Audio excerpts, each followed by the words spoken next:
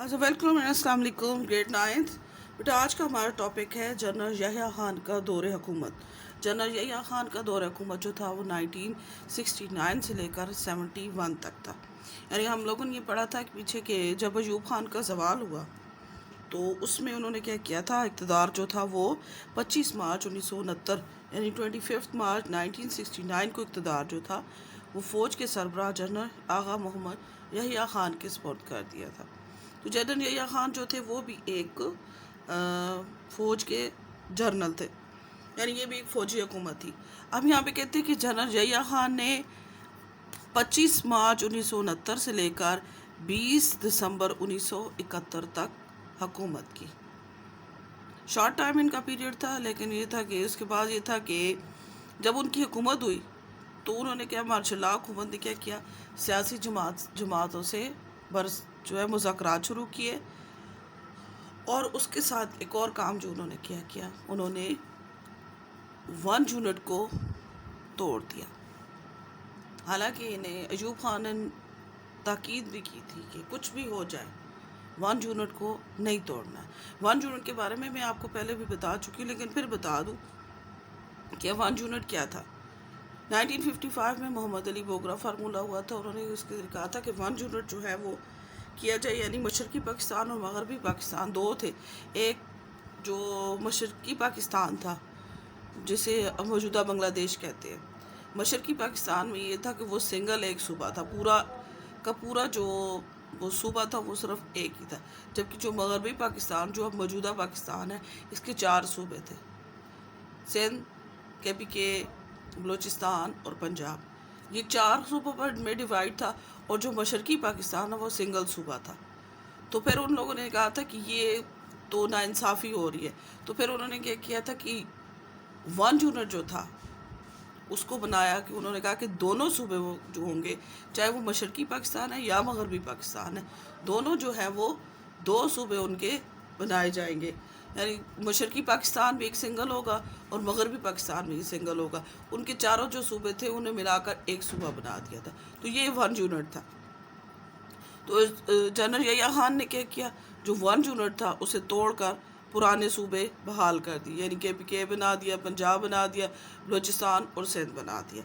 और उसके बाद उन्होंने सबसे पहला क्या किया कि बलूचिस्तान को पहली दफ़ा सूबाई हैसियत दी गई, सूबा बलूचिस्तान को। और मुल्क में बालिग राय दही यानी अडल्ट फ्रेंचाइज का जो था तरीका राइज किया कि 18 साल से उम्र के जो लोग हैं वो वोटिंग कर सकते हैं। और इसके अलावा उन्होंने क्या किया कि अवाम की बेचैनी को दूर करने के लिए, क्योंकि जो तहरीक जमहूरियत थी वो चली इसीलिए थी कि डिक्टेटरशिप को ख़त्म किया, यानी मार्शल लॉ को ख़त्म किया जाए। तो एक मार्शल लॉ ख़त्म हुआ तो दूसरा मार्शल लॉ शुरू हो गया था।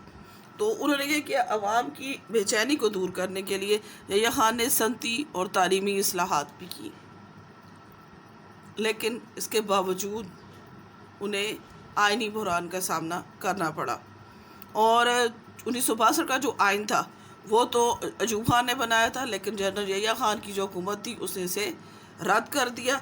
और उसके लिए अब मुल्क को चलाने के लिए मजबूरन उन्हें कुछ ना कुछ करना था। उन्होंने एक आइनी फार्मूला पेश किया जिसे LFO यानी लीगल फ्रेम वर्क ऑर्डर का नाम दिया गया।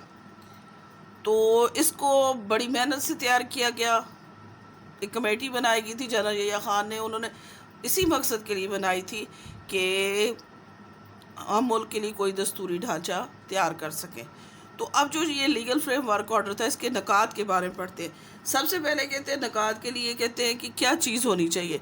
तो अगर हम इसकी हेडिंग देते तो सबसे मेन चीज़ हमारे पास पहली आ जाती है इस्लामी नज़रिए को तहफ़्फ़ुज़, यानी इस्लाम मुस्तक़बिल के आइन में इस्लामी नज़रिए को तहफ़्फ़ुज़ दिया जाएगा। कि एक ऐसा नज़रिया क्या था हमारा कि एक ऐसा खित्ता ज़मीन हासिल कर रहा जहाँ आप अपनी ज़िंदगी इस्लाम के असूलों के मुताबिक गुजार सकें। तो पहला मकसद क्या था, सबसे पहली चीज़ थी इस्लामी नज़रिए का तहफ़्फ़ुज़ था। दूसरे नंबर पे कहते हैं कि वफाकी हुकूमत बनाई जाएगी। LFO में जो दूसरा पॉइंट था कि इस्लामी जमहूरिया पाकिस्तान जो एक वफाकी हुकूमत होगी जो कि मुल्क के तमाम इलाकों पर मुश्तमिल होगी, यानी वफाक को ज़्यादा अख्तियारात होंगे, जबकि जो सूबे होंगे उनके पास अख्तियारात थोड़े थोड़े तकसीम कर दिए जाएंगे। थर्ड नंबर पे कहते हैं कि बुनियादी हकूक़, बालिग राय दही और अदलिया की आज़ादी।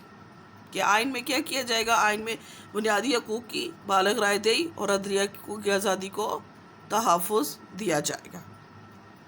نمبر 4 پہ کہتے ہیں صوبائی خود مختاری۔ آئین میں زیادہ سے زیادہ صوبائی خود مختاری دی جائے گی، البتہ مرکز مضبوط ہوگا کہ جتنے بھی کوشش ہم کریں گے کہ ہم صوبوں کو اختیارات دیں، یعنی پارلیمانی نظام یہاں پر رائج ہو کہ صوبوں کو زیادہ سے زیادہ خود مختاری دی جائے، لیکن جتنے بھی اختیارات ان کو دی جائیں اس کے باوجود جو مرکز یعنی جو وفاق ہوگا، جو کیپٹل ہوگا، وہ زیادہ مضبوط ہوگا بنسبت صوبوں کے۔ نیکسٹ کہتے ہیں اس میں ہے کہ یکساں مواقع۔ کہ آئین میں کیا طے پایا کہ ملک کے تمام شہریوں کو قومی زندگی میں حصہ لینے کے یکساں مواقع فراہم کیے جائیں گے۔ قلیل عرصے میں قانون سازی کے ذریعے پاکستان کے تمام علاقوں سے معاشی نامواری ختم کر دی جائے گی کہ ہم لوگ جو ہے کہ تمام شہریوں کو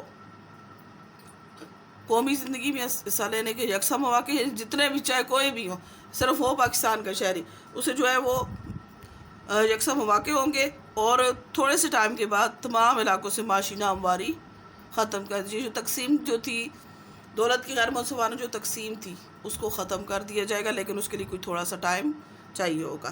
اس کے علاوہ انہوں نے کہا کہ خواتین کے لیے نشستیں، LFO کے مطابق نیشنل اسمبلی کی 313 نشستیں ہوں گی، جن میں سے 13 نشستیں جو ہے صرف خواتین کے لیے مخصوص ہوں گی، جن پر صرف خواتین حصہ لے سکیں گی۔ اچھا، نیکسٹ اب کیا بتاتے ہیں کہ اب وہاں پہ وہ بتا رہے ہیں کہ کس طرح سے تقسیم ہوئی۔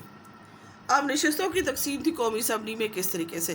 سب سے پہلے مشرقی پاکستان کی تھی 162، جن میں سے مخصوص نشستیں تھی 7۔ پنجاب کی 82 تھی، جن میں سے 3 جو تھی وہ مخصوص نشستیں۔ سندھ میں سے 27 عام نشستیں، 1 مخصوص یعنی مائنورٹیز کی جو تھی۔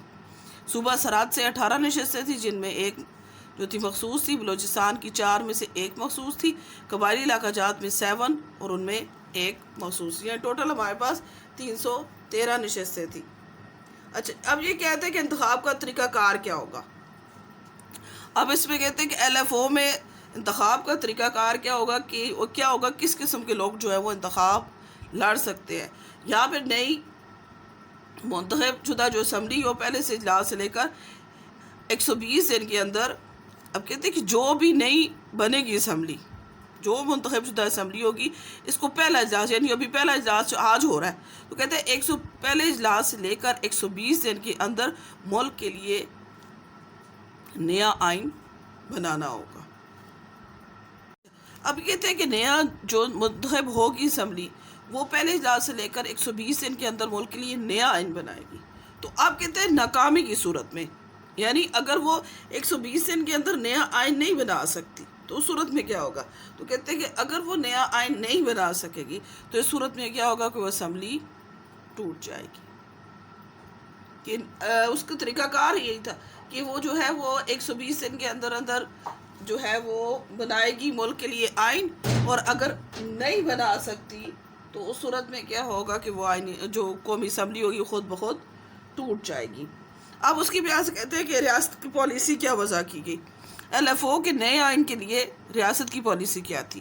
اب اس کے لیے ریاست کی پالیسی انہوں نے یہ بتائی کہ اگر اس پالیسی سے کوئی بھی روگردانی کرے گا، یعنی کوئی بھی اس چیز کو نہیں مانے گا، تو پھر یہ چیز جو ہے وہ یہ ہو ہی نہیں سکتا کہ ہم نے جو کہا ہے اور اس کو نہ مانا جائے، یہ کسی صورت میں ہو ہی نہیں سکتا۔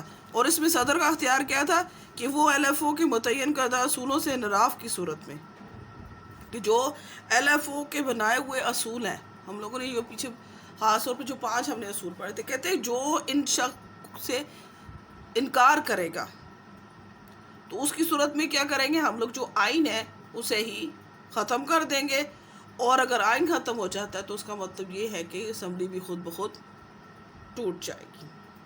اور صدر جو ہے آئین کی اسمبلی میں نظرثانی کے لیے واپس بھیجنے کی بھی مجاز سے، کہ اگر کوئی مسودہ یا کوئی بل ایسا ہے جسے صدر کے پاس بھیجنا ہے، ظاہر سی بات ہے پارلیمنٹ جو ہوتی ہے وہ دونوں کوئی بھی مسودہ یا بل جو ہوتا ہے اسے جب کوئی قانون بنانا ہوتا ہے تو اس کے لیے وہ کیا کرتے ہیں کہ وہ پہلے قومی اسمبلی اس پہ چیک کرتی ہے، وہ ڈسکشن کرتی ہے، اس کے بعد پھر یہ چلا جاتا ہے جی سینٹ میں. سینٹ پھر اس کے اوپر ڈسکشن کرتی ہے, پھر دونوں کی وہ جب سینٹ اپروو کر لیتی ہے تو پھر کیا ہوتا ہے, یہ چلا جاتی ہے چیز صدر کے پاس, اور صدر کے پاس یہ حق ہوتا ہے کہ وہ اس کے اوپر اس کو اپروو کرتا ہے یا اسے نظر ثانی کے لیے دوبارہ بھیج دیتا ہے. تو پھر یہ جو ہوتے ہیں یہ چیز جو ہے صدر کو اس چیز کا حق ہوتا ہے کہ وہ دوبارہ اس چیز کے اوپر نظر ثانی کرے. اگر وہ چاہتا ہے, سمجھتا ہے کہ یہ ٹھیک ہے تو پھر اس کو اپروو کر دیتا ہے, اگر وہ ٹھیک نہیں ہے تو اسے پھر ریجیکٹ کر دیا جاتا ہے.